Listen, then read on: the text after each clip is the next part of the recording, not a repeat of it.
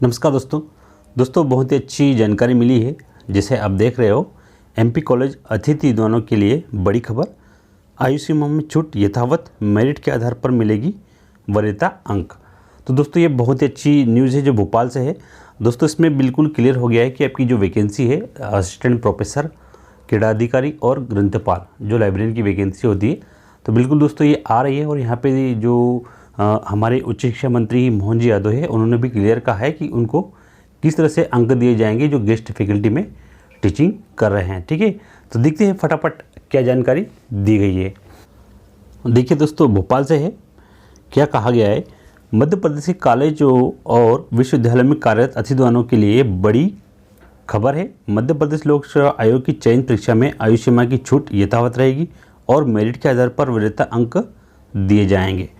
देखिए दोस्तों, यहाँ पे बिल्कुल क्लियर है जो मोहन जी यादव जी ने कहा है।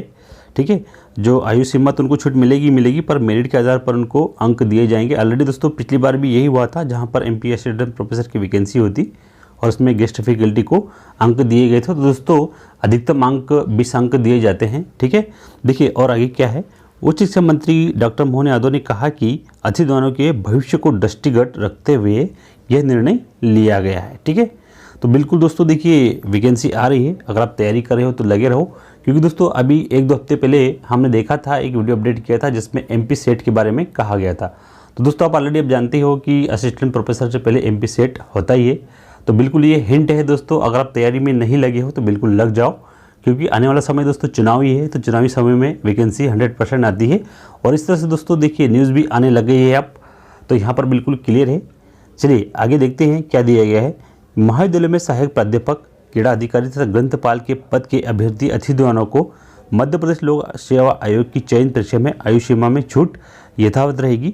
मंत्रिपरिषद के निर्णय अनुसार चयन प्रक्रिया में आवेदित विषय में अतिथि विद्वान द्वारा शासकीय महाविद्यालय में किए गए शिक्षण कार्य के आधार पर विभाग निर्धारित मापदंड अनुसार प्रति सत्र अधिकतम 4 अतिरिक्त वरीयता अंक के मान से अधिकतम 20 अंक तक दिए जाएंगे। ठीक है, वरीयता अंक दिए जाएंगे तो अंतिम मेरिट सूची में जुड़ेंगे। तो देखिए यहाँ पे दोस्तों क्लियर है, जो आपके प्रतिवर्ष के हिसाब से रहता है तो 4 अंक दिए जाते हैं।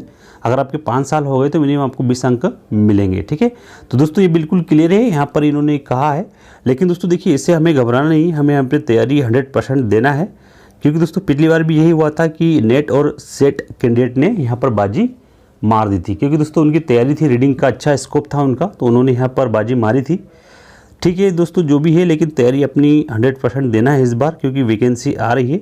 बार बार दोस्तों इसका मौका नहीं मिलेगा। और ऑलरेडी जब आप जानते हो कि इसमें सैलरी आपको कितनी मिलेगी। दोस्तों सैलरी इस बार अच्छी खासी मिलेगी, क्योंकि जो सैलरी का जो स्केल है मिनिमम ये मान के चलिए कि 70 से 80 हज़ार रुपये आपका जाने के चांस है। तो देखिए यहाँ पे बिल्कुल दोस्तों कहा गया है अतिथि विद्वानों को यह छूट 2022 तक मध्य प्रदेश लोक सेवा आयोग से विज्ञापित होने वाली चयन प्रक्रिया में केवल उन अतिथि विद्वानों को दी जाएगी जो सत्र 2019 में किसी शासकीय महाविद्यालय में अतिथि विद्वान के रूप में कार्यरत है।